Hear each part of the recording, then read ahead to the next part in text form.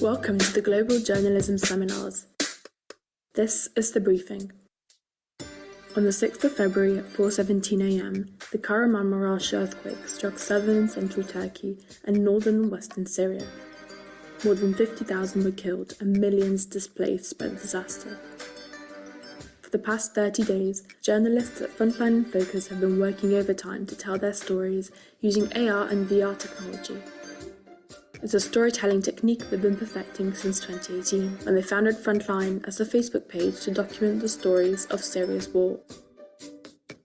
Today, Frontline in Focus is a thriving multimedia agency that produces films and photojournalism for media clients such as Dutch broadcaster NOS and Swiss outlet SRF. It also helps train local journalists inside Syria, where most of the team is based. We polled 16 journalist fellows to ask if they were using AR or VR in their newsrooms. Only 6% were using augmented reality. 26% were using virtual reality. In this seminar, we're joined by Frontline's co-founder Khalil Ashawi and product thinker Khalaf to discuss real-world applications for new tech and news. That's the briefing. Let's begin.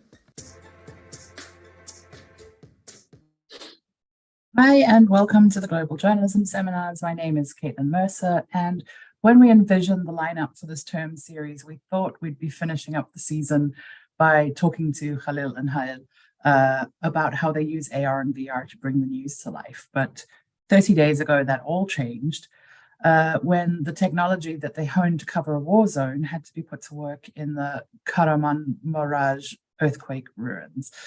Frontline in Focus was founded by Khalil, who's joining us from Syria today. He's an award-winning photojournalist who got funding from the Google News Initiative to develop Frontline in Focus XR. Khalil, who joins us today from Geneva, is that right? Yeah. Is a humanitarian field worker. He's been doing that for over a decade, working with UN agencies and other NGOs. And thank you both so much for making time for us today. I know you've had quite a heck of a month. Yes, it was indeed. Yeah. Thank you so much. Tell us where you were when you heard about the earthquake and how quickly you were able to mobilize your teams. Yeah, when the earthquakes it's happened here in Syria, it's affected also by earthquake, but not that much as other cities. So I just go ahead to Janderis. We heard that there's a much affected than other cities. So yeah, I also call our colleagues here in Syria. We don't know what happened in everywhere because there's no internet, no electricity till morning. So yeah, in the morning we can reach internet because we go across to border to see because there's a Turkish internet near to the border. So yeah, we connect with the teams and give a mission to go to the cities, see where's the affected cities in Idlib, northern Aleppo. So yeah, I were here in northern Aleppo, like some of our team in Idlib, and yeah, we still working till now. There is like 3 or 4 from our team is affected by earthquake. They lost their home, everything. Wow. Still working till now. Was everyone safe on the team? Yeah, everyone is safe and everything is okay. So thank God for that. Yeah. What's the situation like on the ground now? You were saying it's tents everywhere. Yeah, now it's like 1 month and more after the earthquake. The situation is still bad because the people is afraid from earthquake and anything is back to their home. So yeah, there's no one, I think, living now in the home like all day. They like built a tent in front of their home. They live there. They back just in the morning to bring their stuff, like take a shower, eat there, and after that they back into the tent, living there. Everybody is here is afraid from the earthquake. and what happened next. So yeah, you can see tents in everywhere, in the street, in the field, and everywhere. There's more than now thousand of tents in Syria. Yeah, and the needs in Syria, it's still growing up, because every day you can see the effect of earthquake on the ground. So all the people in need here. Yeah. Keep in mind, Caitlin, is some of the places that were hit. For example, Genderis is a very small town in northern Aleppo, and it was hit the hardest in the earthquake. This area has not seen war. Like, there was no fighting. It was not destroyed by anything. And now the earthquake came and destroyed everything in it. So even the people who their homes were not impacted by the earthquake are refusing to go back and sleep in their homes because they're scared of their lives. Yeah, because of structural damage, I guess, is the fear. Yeah, and I mean, there was a lot of small earthquakes that happened after the two main ones, the two big ones that happened back to back in 2 days. Yeah, structural damage can basically result in like total collapse of buildings. And keep in mind that these areas are not governed very well. So there is building codes is not something that people do. There is nobody overseeing like buildings that are being built, newly ones and old ones. So yeah, that's another reason why people are scared. Must be incredibly difficult for Syrians not to feel a bit like superstitious about it. Just keeps coming, right? How do the people in that town feel? Yeah. How do people in Gender feel? Sorry? In Gender, having missed the war and now being flattened by an earthquake, what is the response of the locals to just the continued misfortune? Yeah, Genderis, it's a small town, and there's a lot of people coming from other cities to here, because there's no war here. So you can find the people from Deir ez-Zor, you can find people from Aleppo, from Hama, from Damascus, from everywhere. They came into here to Genderis. And this city is grown up like last 5 years. So you can see a lot of new buildings here. Yeah, and the people said, okay, we don't affected by war, but now we lose everything. Lost everything. Like I met people like couple of hours. I met them, and they live in school. So all the children where they study in this school, they came in with their family and build the tent inside the school and live in there. They said, okay, we now feel safe. We lose everything. There's some family lose their home, work, cars, everything. But yeah, the good things, when see some families said, okay, we don't lose anybody from the family, but we lose like home. Thank God for that things, because there's more than 1,400 people died here in Genderis, so you can imagine how the situation. Yeah. I'm gonna share some of the work that you've been doing. Let's see if I can do this successfully. To tell these stories using AR and VR, and AI has played a role too. So we're looking here. Do you want to tell us a little bit about what I'm showing them? Yeah, this is a big building. There's I think there's more than 32 families living here in this building. And there is no more than 7 person just came out from this building. So everybody's died here. There's more than 100 died under this rubble. Wow. And just in this apartment block? Just in this apartment, yeah. Wow. Yeah. Since today, I were in a cemetery here in the city. Yeah, you can see big graves here with the names of all families, like 7 people, 10 people, 5 people, all the families in the same grave. So yeah, it's a big thing happen here for the small city and small area, and the people it's not ready for that things. We can all people said, okay, we can imagine everything, because we live with the airstrike, we live with the shelling, we live with everything. Bird bomb, it's coming from the sky to the cities, but we don't imagine that happened to us here in Syria, the earthquake, and that's and we also when we talk into the civil defense, they said, okay, it's shocking for us because you can see usually the civil defense go like to the small area. There's just one building hitting by airstrike or something like that.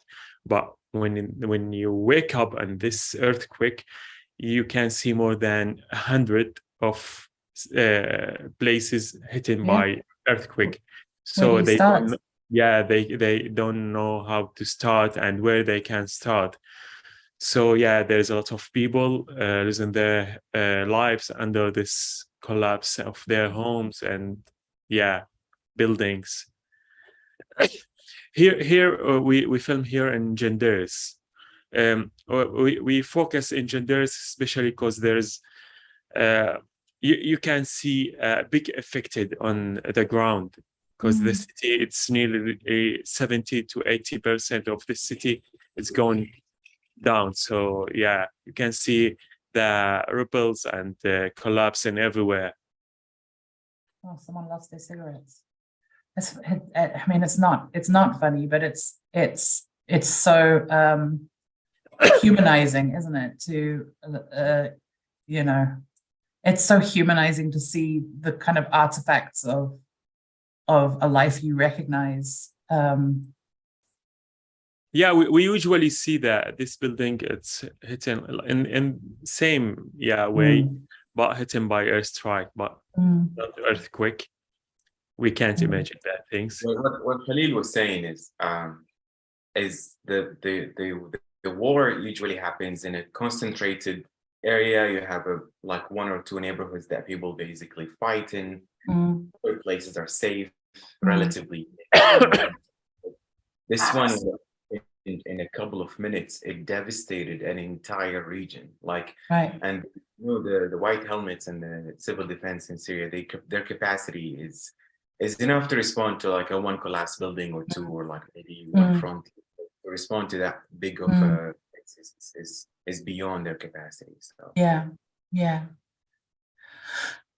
tell me how that piece that I just showed, how many people did it require? How much equipment did it require? How quickly were you able to turn that out? And why is it important to you to work in these formats? Well, with filming, usually it takes about with 360 filming, it's a specific camera that we use to cover to like do the whole, take the all angles and like film with it. We did not have that one before. It's quite pricey.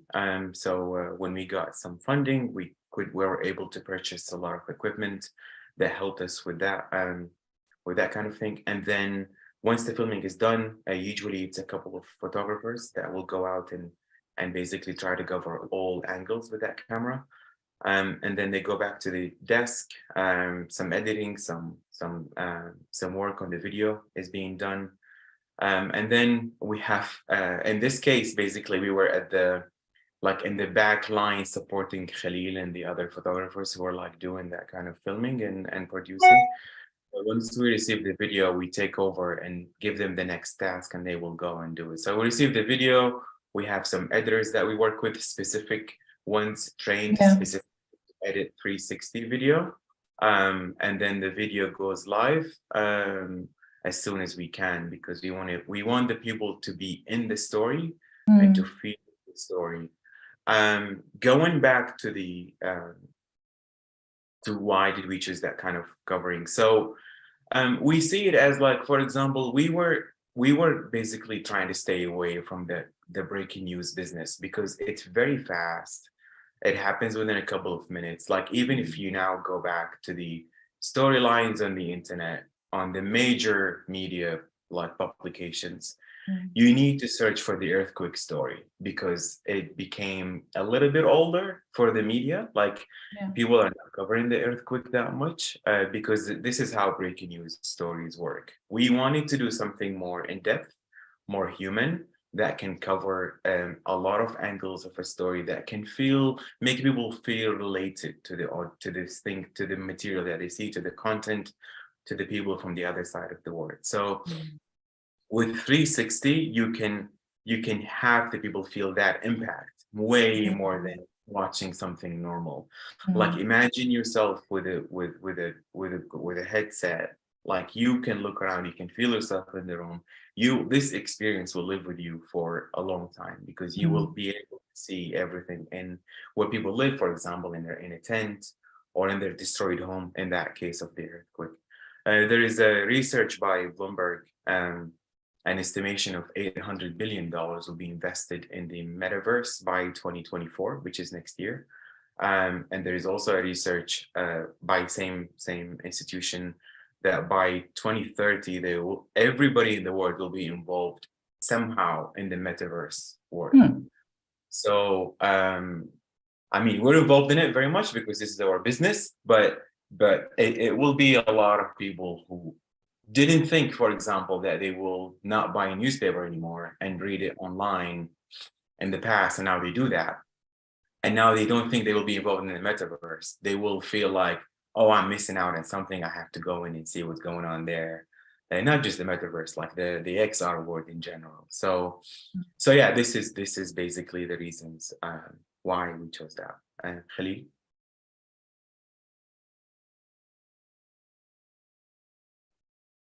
Yeah, we're just talking about which answer do you want to, which question do you want to answer on it? Because I think we have two now. Sorry, which question do I want you to answer? Yeah, do you want to answer? That's a good question. I'm sorry, I'm just slightly distracted because I'm being messaged about a sound downstairs. And I would just like to encourage my friends downstairs to turn off all of the equipment at the plug, turn it back on again, and restart the process of logging in order to get sound. Juan, if you could hear that, if you could go and assist, I'd be very grateful. But let's the three of us continue our conversation with the other 50 and those of us joining us on Twitter. I think where I'd be interested to go next is to understand a little bit about, in terms of the response to this story. You weren't initially thinking breaking news, but now you found yourself in a breaking news situation. What was the preparation that you had done beforehand in terms of working with Syrian journalists and citizen journalists? How well prepared were they to be called up to cover the story in a unique way that allows people to kind of empathize with the story on a whole different level? How ready were they? And what did you do to train them up? Yeah, when we're talking about the, especially I can start with the local journalist when we're thinking about that things, because everybody here is like when they thinking about the story or news, they think, okay, I can take photo, video, and send it. That's it. That's how we deal here in Syria, because they used to deal with the like fast news, something like daily news. That's it. There is some places hit by airstrike, something died. That's it. And when we talking about with the those guys about the stories and how we build the stories, there's the stories. some stories taken like a month from us to build it, especially when we're talking about XR, because we use it VR, AR, and now we use AI. So it's hard to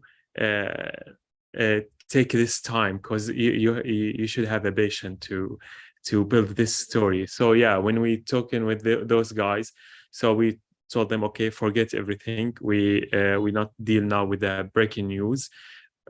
When something happened as a breaking news, you can deal with it as a breaking news. But now we are build a story, because after 12 years, everybody is starting to like pull from everything what's happening in Syria. It's we used to see everything here. Every day there's a strike. Every day there's a died guys or someone died. So but we start to deal with, okay, let's build story. So we can like back a focus on what happened in Syria.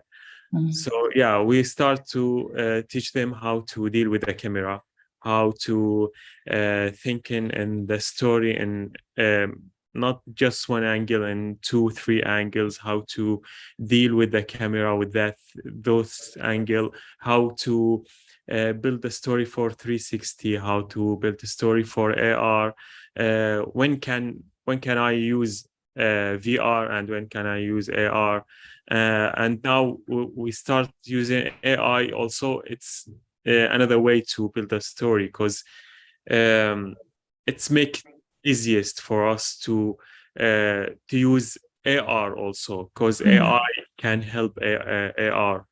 So it's take time. It's take more than 1 year to teach those guys. Wow. And now we have like I can say it like I have 10 guys with a good experience to deal with XR and AI. Tell me about how AI played a role in this story. How do you use AI? How we use AI, because AI, it's like we use when we work with AR scanner, so we can scan the places, scan the bodies, anything here, and after that we can make it and render it, and after that we can use it in our stories. But with the AI, they give you like a chance to take just one big video, and after that they can deal with this video and make it as a AR, or if you wanted to make it as a video. So and somehow like sometimes we miss something in the places, so we just take a video or use an old video, and from with the AI we can make it as VR or AR. Wow. So when we start with the XR project, I always said, okay, if I know these things before, maybe I can take a video for this place, because there's some places in my mind I remember it, and it's really good to take it with the VR and AR. But now with the AI, I can use AI to change this video and make it AR and VR. Right. And let's talk a little bit also about, we've spoken about the training on the ground, but what training has to happen for the people back in the newsroom who have to process all of this data? I hear you saying it's getting easier with AI, but there must be, how big is the team back in the newsroom, and how do you process all of the footage? We're still a small startup. I wouldn't say small anymore. I think we should say we're a startup.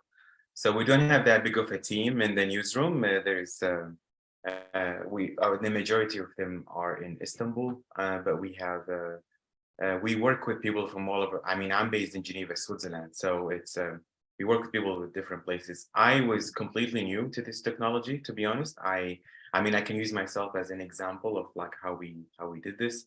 What helped me is like I was the one who purchased all of the equipment for Khalil. So I get the chance to play with it before I give it to Yeah. him. Yeah. And learning by doing is the best way of Yeah. doing stuff. Absolutely. And then by being the product manager, I basically sit down with the editors and like go through the product, the footage from scratch, the raw material, review everything, go for like through everything from the very beginning. And that basically helped me a lot to understand, one, how to shoot with this kind of equipment, and two, how to deal with the equipment after you are done shooting, and how to come up with a final product such as the ones that you have shared Right. on this. Great. Tell me, this is a dodgy question, but and you cannot answer it if you want to, but and you might not even have the comparative data. But do you think the journalists who were trained on the Syrian side of the border were better equipped to handle this earthquake than those on the Turkish side?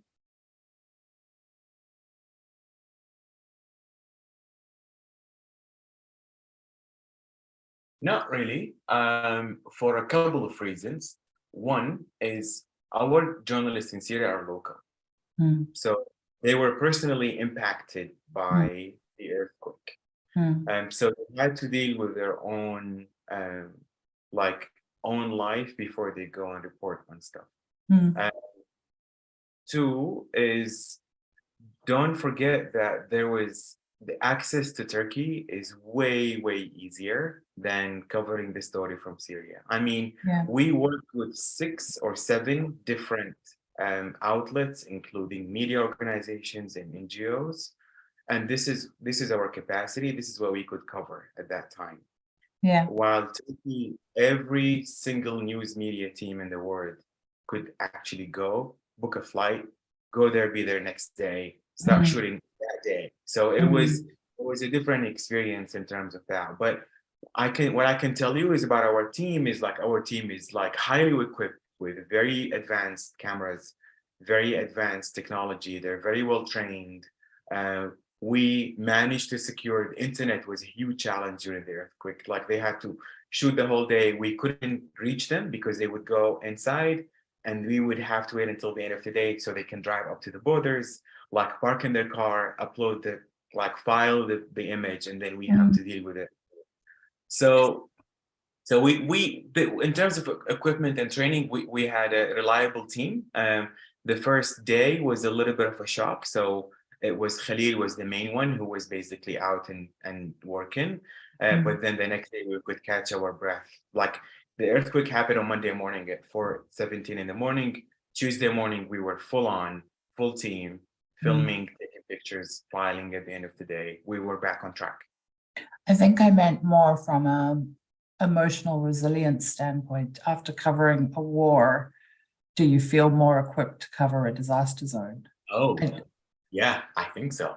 Very much so. Yes. Yeah. The team has been covering the conflict for, I mean, Khalil only has been there for now 11 years, I think. And then the rest of the team is mostly from the areas like where we work.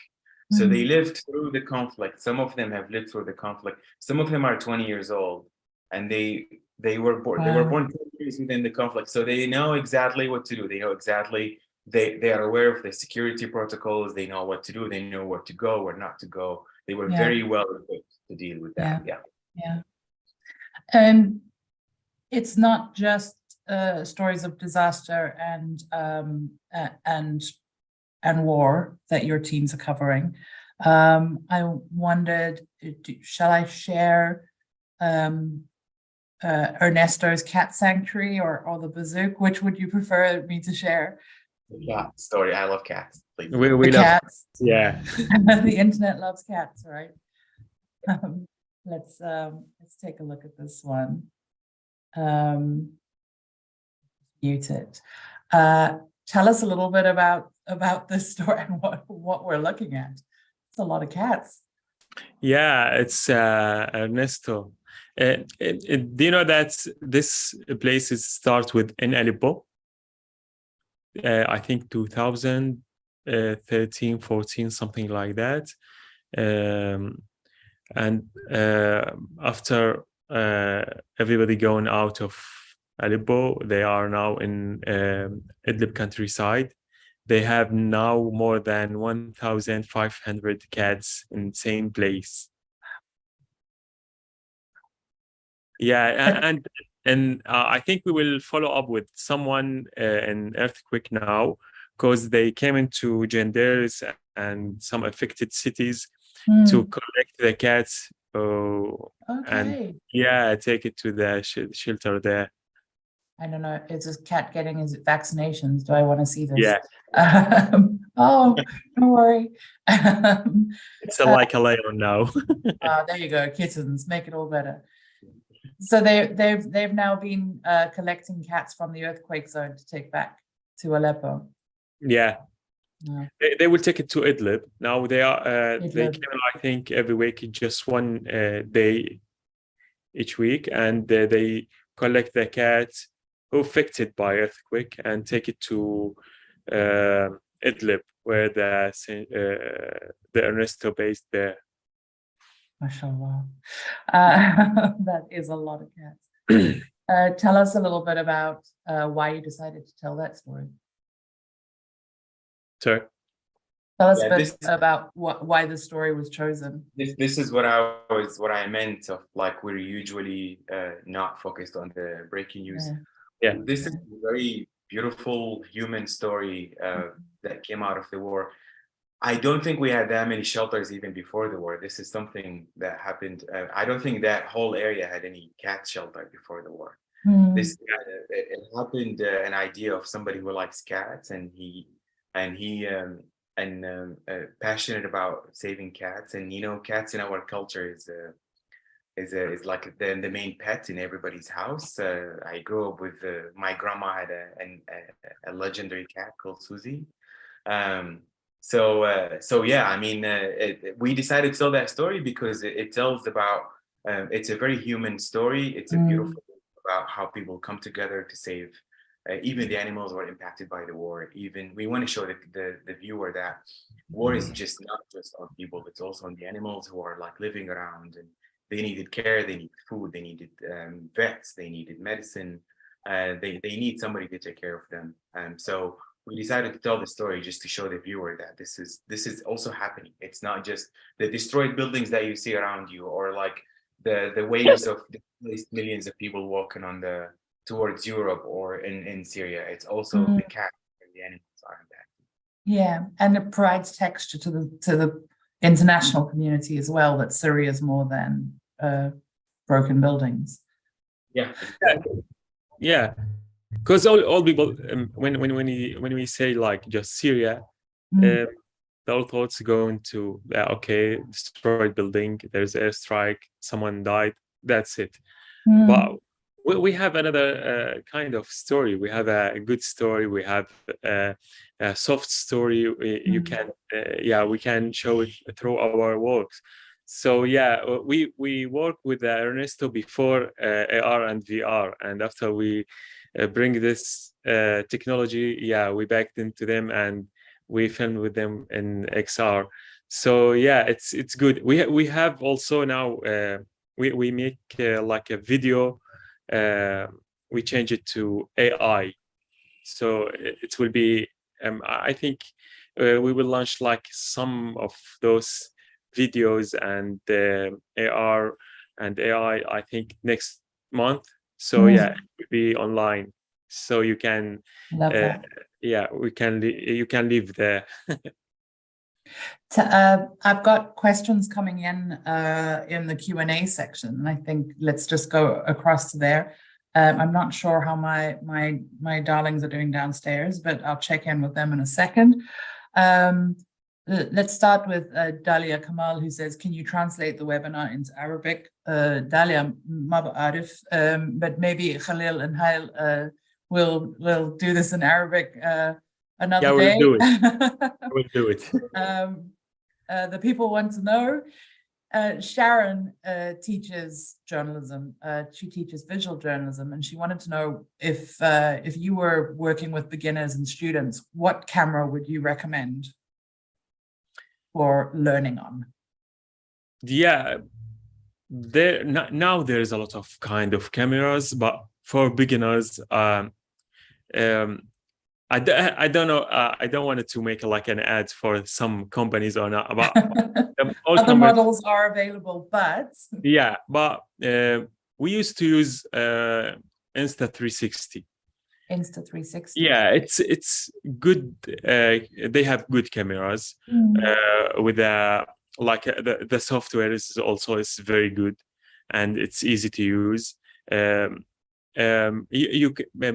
We have a camera like start from 100 till 1,000, so you can choose the budget that you wanted to deal with it. So yeah, I recommend Insta360.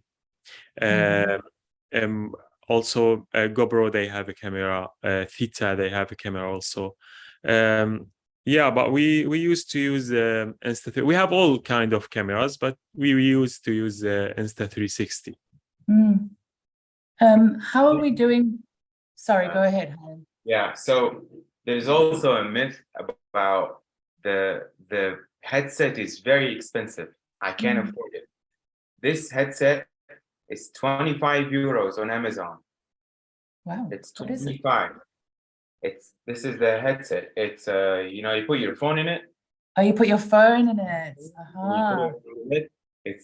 It's 25 euros on Amazon. So don't let anybody tell you it's very expensive. I can't afford it. You can buy one. There's one for $5. The cardboard one, the Google one, it's $5. It's a Starbucks latte.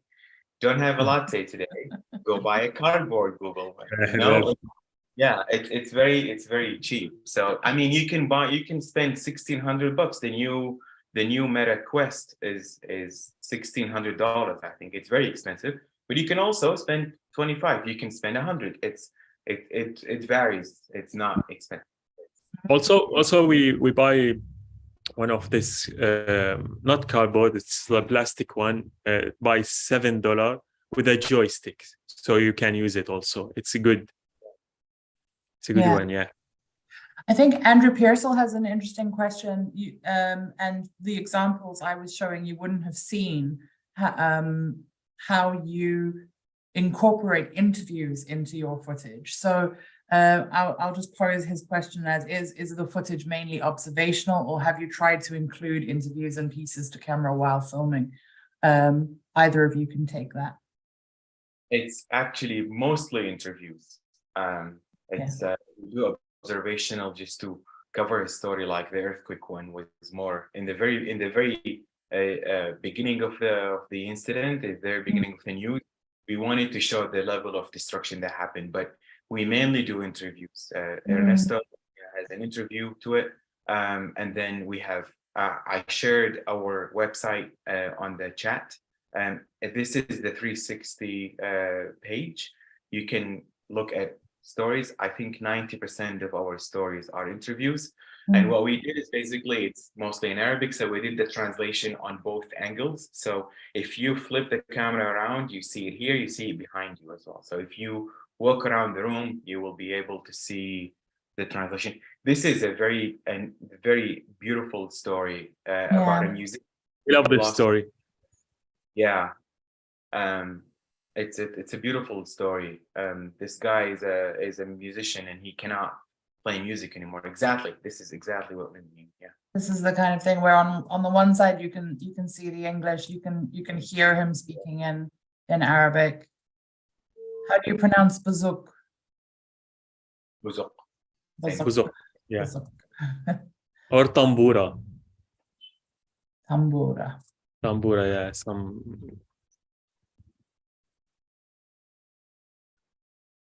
So you can hear that. I hope I shared sound. I hope you can hear that. But yeah, you can listen to this.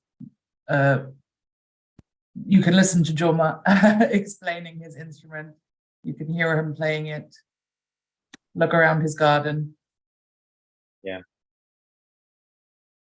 it kind of gives you a sense of control over the story, doesn't it? That you are, oh, sorry, technical difficulties. It gives you a sense of ownership almost of the story, that you're able to control elements of how you're receiving the story. You can choose to look at Juma or look at his garden, or it's very, you feel very involved as a audience member.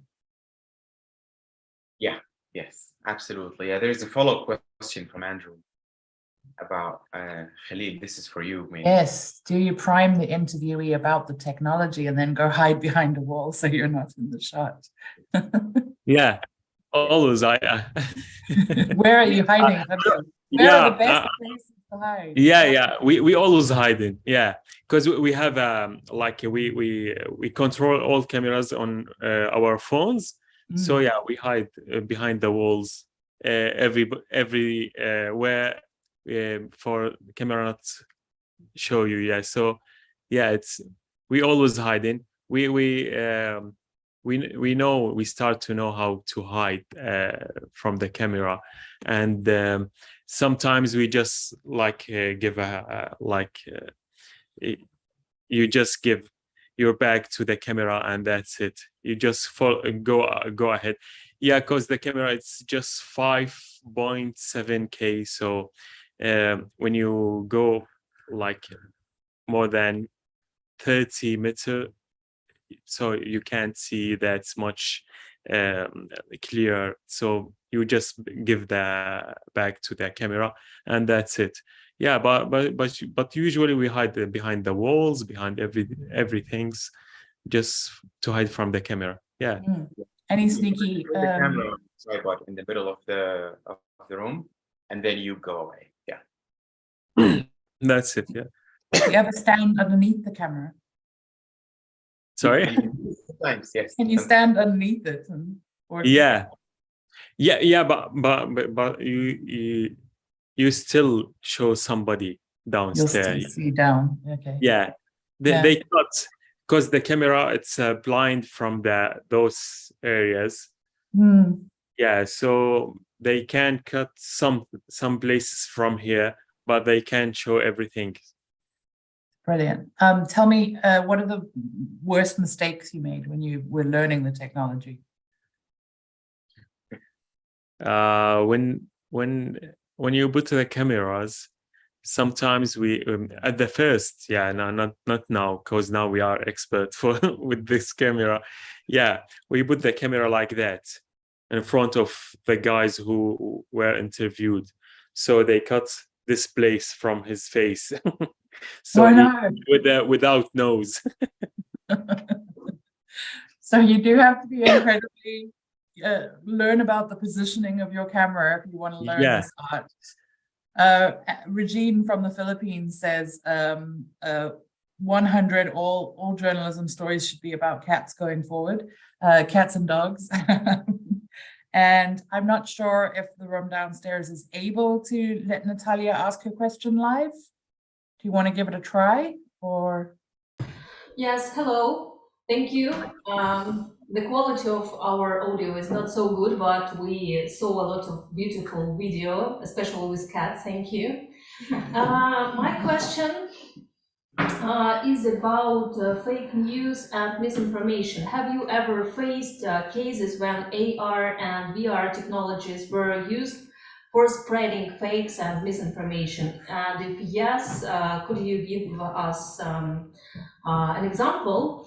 And in general, what do you think about the problem of using these technologies against democracy and freedom of speech? Thank you.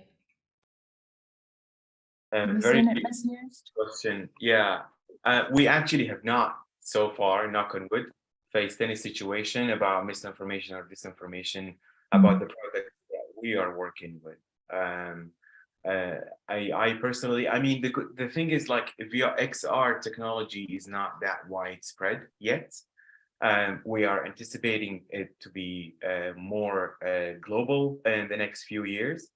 And then I think by that time, the misinformation campaigners will catch up on the technology and they will go, as it's happening now. And I believe it's happening now in the metaverse. it will definitely happen on the XR world. We're still a small startup, so we will probably we have to catch up with that very, very soon. But so far, we have not yet faced any situations like this. But I think it exists on the metaverse 100%. And there should be some policies. There should be some ways to avoid them. I mean, the media now is struggling to deal with the misinformation campaigns on the regular platforms, like not the metaverse and the virtual world. It's I mean, I believe there should be some laws in countries and some policies that can face the disinformation and misinformation campaigns. I wonder if you've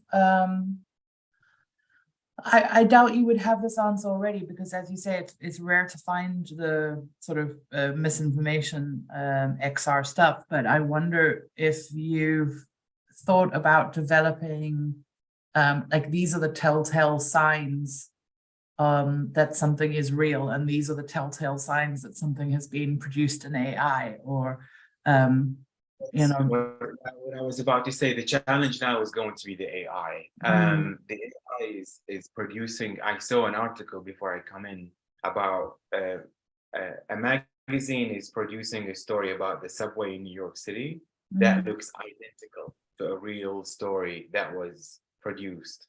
So the problem is going to be the AI, and there is a couple of lawsuits in the US that I am watching about using the art. There was an artist that sued a big AI company because they are using art that is very similar to her art and saying this is not okay. So I'm watching these lawsuits and I want to see what the result that is going to come up, because that is going to basically impact everybody, including us, about trademark and like who owns the image, is it on the internet? Can I just use it because it's on the internet? It's AI, it's not VR. So that is going to determine a lot of way forward. And I think as we move into this technology, there will be a lot of similar challenges and similar lawsuits that will come through, and we will benefit from that. I hope. Let's see what happens. Yeah, I think also there's usually in journalism we deal with that things, because who own these things and who own these things. So yeah, we usually, like in some artists painting or something, like sometimes we filmed something like paint on the wall, so we have a consent form for that things. So we give a consent form for the guys who paint that things. Who we ask him, okay, can we use this painting on our article, on our video, on our AR, VR, anything like that. So he signed about that for that things. But I think it's very earlier to deal with that with the AR and VR, because everything is new now.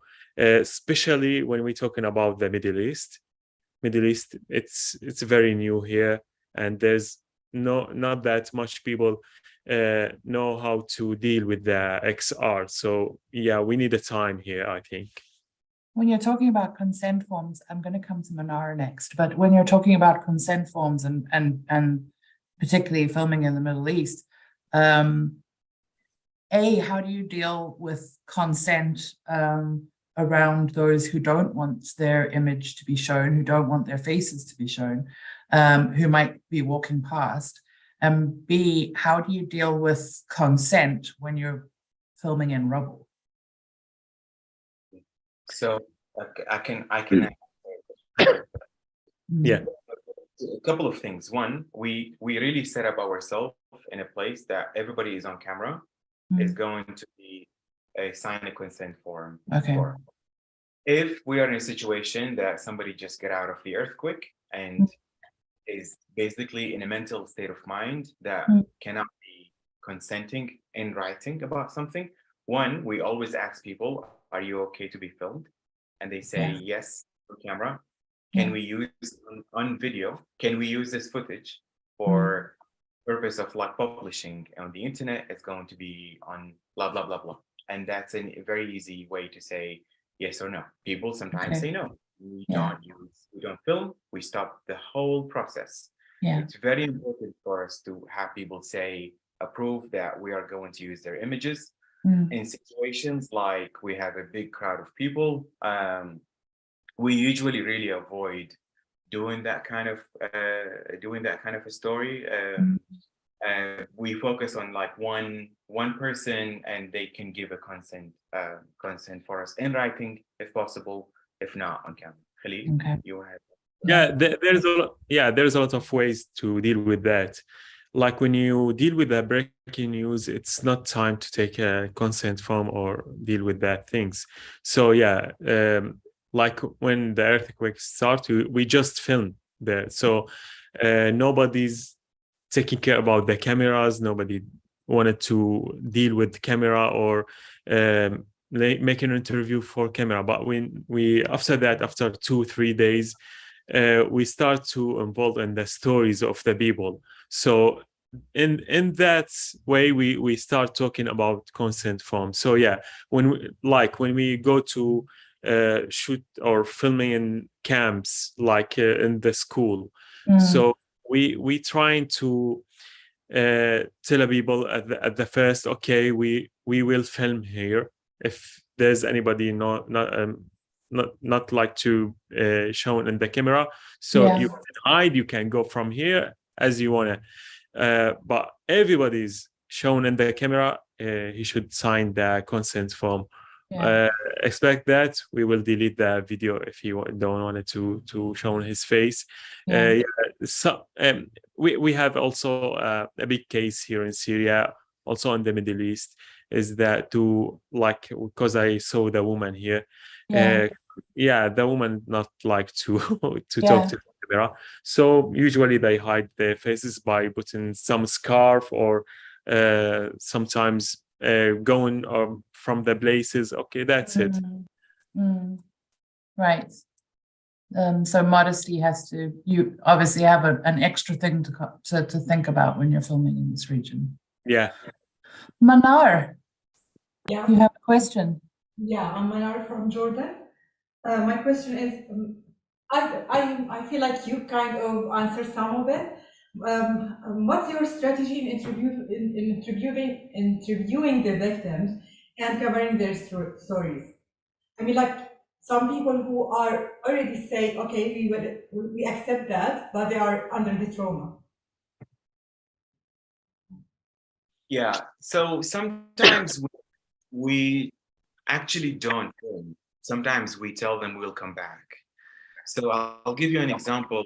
A couple of days ago, we were covering a story for one of the children who were impacted by the earthquake for a client, and we went to their house, to their tent. That is their new house now, and the child was not comfortable on camera, so we just walked away, and we said we'll come back maybe tomorrow, the day after, until you guys until the child feels okay to speak on camera, and his family is okay with him speaking on camera, with us filming them. So we came back a couple of days after that, and he was okay to speak on camera. When we see the situation that is basically beyond, you cannot basically film here, we also think about, I mean, don't forget that we're also from Syria. So, and we also saw a lot of this kind of, we lived the trauma ourselves, and we understand exactly how people feel when there is a camera in front of their face, the moment they are like out of a disaster. So we don't really do that until it's okay with everybody involved in the process. Yeah. Yeah, and in some cases also especially with the kids, they don't like to go ahead with the camera and interviewing there. So we ask someone else from the same family to talk about the story, even if the story is about these kids. So yeah, in some cases we make an interview with another person from the same family. So yeah, that's it. But as Khalil said, we take a time with that. Yeah, And then one thing about covering children in particular is it's very sensitive for a lot of reasons. So sometimes if we feel the story is not okay to be filmed in person, we go to animation. We did it a few times. We did an animation movie about kids and their stories because we felt this is not okay to be shown in person. So we go to animation, we change their names if we have to. Just for the purpose of like showing the people what's going on without jeopardizing the privacy, the children's privacy. Mm. Yeah, Would this be an example of where you've moved to animation? This is an AR. This is an AR. This is okay. Yeah. Yossi has a question, again, kind of around the standards of moderation that you have to maintain. Yossi, take it away. Yeah, thank you so much for talking to us today. So yeah, my question is also linked to the ethics of using a footage like this. And I was wondering, when you are dealing with 360 video content, what kind of a review process do you have before publishing? Because I guess when you have more footage, there is always a bigger risk of publishing something that you actually didn't even realize was there. So I was wondering if you see a risk like this in your work, or how do you approach it? Yeah, and Malaika will add on her question to that, which is, what are some of the ethical challenges of being a visual journalist? I think they're slightly related questions. For the first question about the review process, we usually do three layers of review. One is the editor himself. When he's done doing the video, he watches it again and again to make sure it's like, especially like we like a lot of rushes. So when I ask somebody to go film something, I ask him, if you can take 200 rushes, please do, because that will give us a lot of room to expand our story and show a lot of angles. But the editor reviews it, and then the editor-in-chief, the one at the desk in Istanbul, reviews it thoroughly, and then it comes to me. I look at it, and then we come up with something that is final. If we're doing the story for us, it's done. If we're doing the story for the client, it's shared with the client. Client gives feedback, we edit, we can send back, and it's done. For the second part, maybe Khalil can answer that. Khalil, ethical challenges in visual journalism. Yeah, ethical. We it's a big question. Yeah, to answer on it. Yeah, we used to deal with that things for more than like 18 years till now for me. So yeah, we used to like we have a lot of parts to answer on this question. First of all, is to respect the people who wanted to film with them, because in the war zone, when you go into film, the people would always be nervous, always be under the trauma, under the shock. So you should be polite with them. You should always ask. Also, you should respect the region, because you're talking about Middle East, and especially here in this area, the people is always very sensitive about families, about kids, about humans. So you should always ask. Also, I think it's a big question. Yeah, sometimes there's the people ask us to not to show something in their story, so we respect that things. Also, when we make a promise to families that we will not do that things, so we will not do that things. Sometimes they ask us, okay, don't cut this part from this interview, because we wanted this part to be on our interview, so we will keep it, because we it's not just ethical, it's like it's a story for the people they affected by 12 years of war. That's what we covered. So you should show everything as the people want that things. That's the first thing that we wanna to show it, and that's what first thing what we wanna thinking about it when we make any stories. Also, that's what we learn our photographer also on the ground. So we told them, okay, you should deal with our we have a rules, so you should deal with that things. You should go with our rules, make that and don't make that. So that the first things we talking about it before learn them how to deal with the camera. Yeah, honesty, accountability, transparency, informed consent, cultural sensitivity. There's a lot of things. Just be a good human. Yeah. Thank you, Khalil and Hal. We've run out of time, but this has been just the most fantastic hour. I'm sorry about the technology issues we've had upstairs and downstairs, but I loved every second of talking to you.